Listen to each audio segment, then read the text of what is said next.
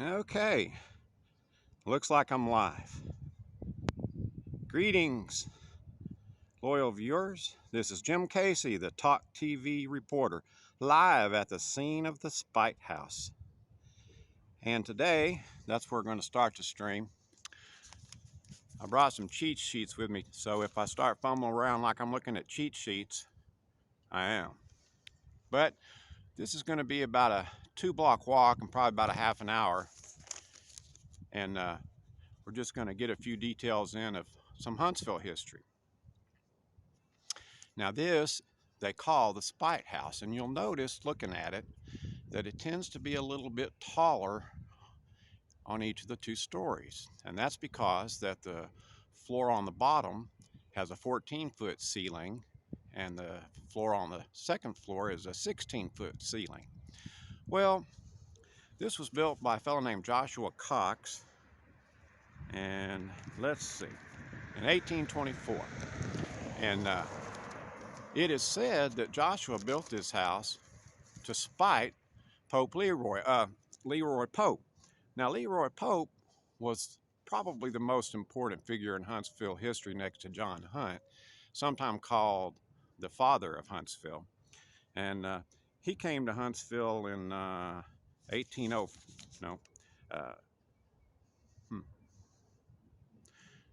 Leroy Pope came to Huntsville in 1809. And he built a home which is 100 yards or so behind this house, called Poplar Grove. And from Poplar Grove he had a view of Big Spring Park, so the story goes, and that this fella built this house right in front of it on purpose just to block his view. Leroy Pope was also the grandfather of Leroy Pope Walker, and we're going to get to him in just a few minutes. In the meantime, I don't know if that story is entirely true, because right across the street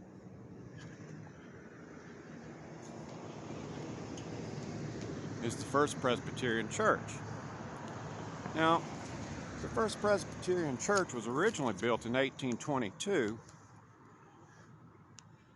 and was later rebuilt in, additionally was built in 1860, which is the current building today.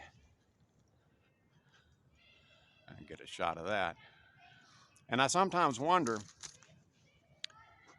and I've heard other people say, whether or not this was an accurate story, that maybe Leroy Pope built this house in spite of this church, not in spite, of Leroy Pope. Well, maybe he did. Joshua Cox, that is. It is then said that Leroy Pope had title to the land and pulled the rug out from under Joshua Cox and gave this house to his daughter, Leroy Pope's daughter. That all seems a little suspicious to me, and what makes me wonder if there's something more to that story. Anyhow, we're going to go down the street today.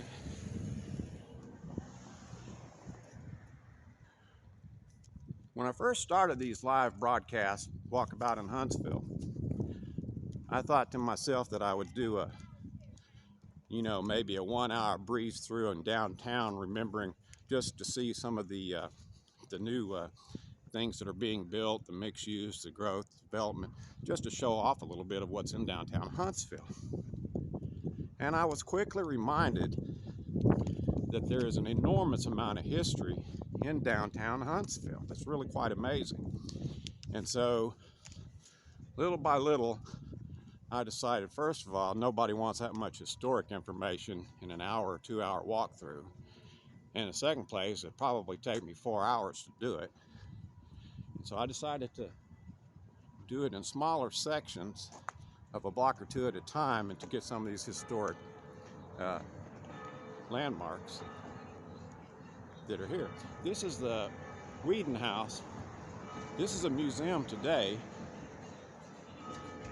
built in 1819. Get around here to the other side of the historic marker. Got some work going on here, apparently some restoration. Howard Weeden home, built in 1819 by H.C. Bradford, later owned by John Reed, John Mckinley of the Supreme Court, Bartley M. Lowe, M.C. Betts, and finally Maria Howard Weeden. She was an artist and poet whose portraits of emancipated slaves are renowned and quite famous. Very good. But you can see you had all these people trying to move into this house, almost like they were horning in before Weeden got here. I don't know. Anyhow, she finally got here. Going across the street.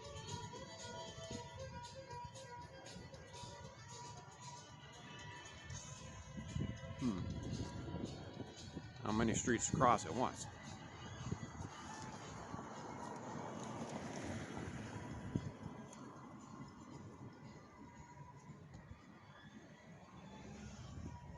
This church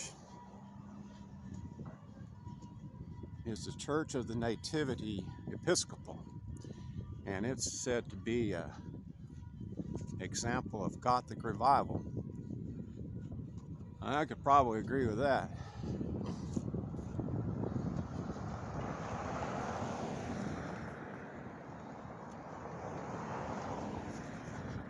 Get around to the front and show you a little bit of it.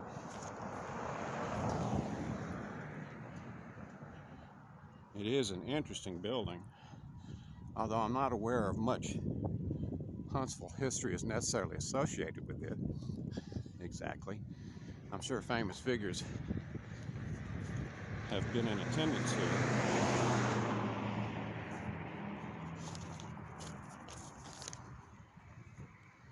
Built in 1859, so it is quite old.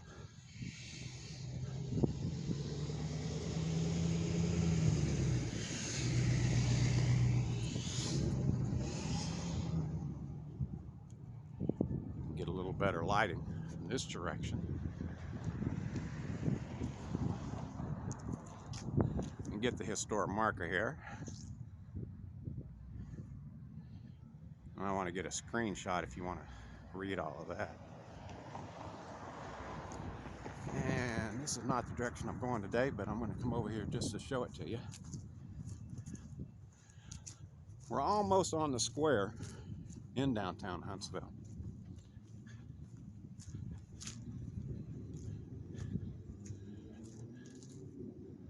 And it's quite an interesting building.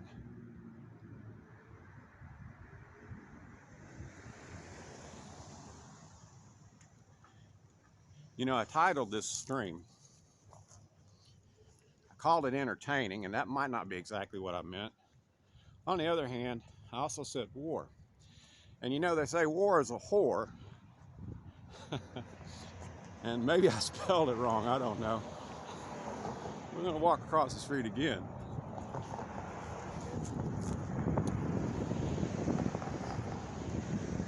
I'm going to a historic marker. The church steeple there is the United Methodist Church. And let's see, that was built in 1821 and was occupied by federal forces. The one in the middle was occupied by federal forces during the Civil War. Some reports say that they had horses in the basement. And I don't know, I thought, well, I don't know, that's just like a Methodist anyway, right? Who can argue with them? Yeah. But anyway, it burned down in 1864 and is referred to almost cheekily as an accident. So it seems like somebody knows something about that or doesn't know something about that.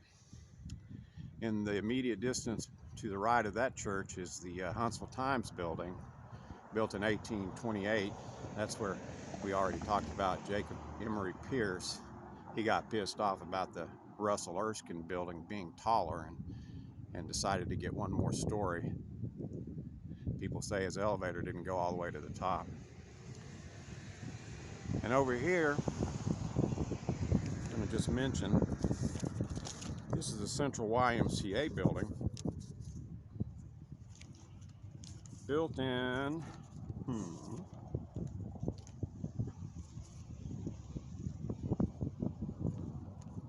1912, I believe it is.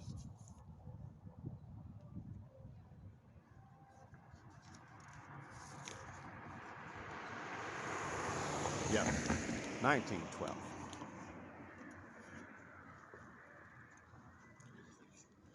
All right, back across. I'm on Green Street in Huntsville. This is where we're really headed for today. You can get this information here. This is really interesting and has a lot of significance for not just Huntsville, but really the entire United States and even internationally in some ways. The Calhoun House. And I'm just going to read these words off. On this site stood the Calhoun House, where used as a federal courthouse, tried and found not guilty by jury trial on April 25th of 1884 for the robbery of a government payroll near Shoals, Alabama, on March 11th of 1881. One of his defense attorneys was Huntsville's Leroy Pope Walker. Now that's the grandson of Leroy Pope, who was often considered the father of Huntsville. Leroy Pope Walker was the Secretary of War of the Confederate States of America. And that's really interesting because he is credited with giving the word to fire on Fort Sumter on April 12th of 1861. The story goes that he sent a telegraph message to Fort Sumter, and that's when those cannonballs began to fly. So in a way, that's why this is about war. One of the things I wanted to just discuss a little bit was some of the current events that are going on right now in Russia. You know, Russia is over there.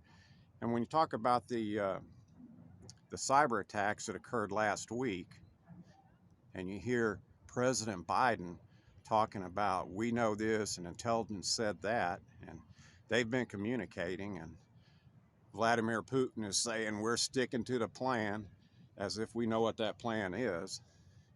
And you have to wonder then, you know, what kind of eavesdropping is going on and whether Russia is actually able to communicate their plans in terms of whether or not they're going to attack the Ukraine. And I can just say this. I hope he doesn't. Don't do it, Putin.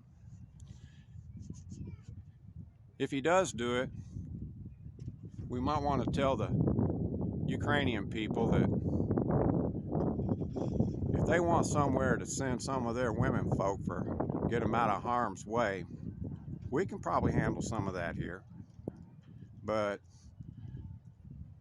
Putin, you need to leave Ukraine alone. We don't need a world war going on. Well, anyway, I'll turn around here, do this 360. That's the courthouse in downtown.